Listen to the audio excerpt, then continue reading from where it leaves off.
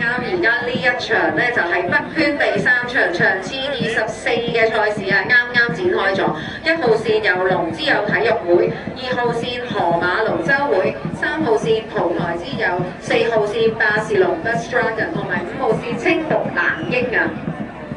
咁啊，啱啱過咗第一個波咧，就好似見到龍之友體育會同埋呢個同呢個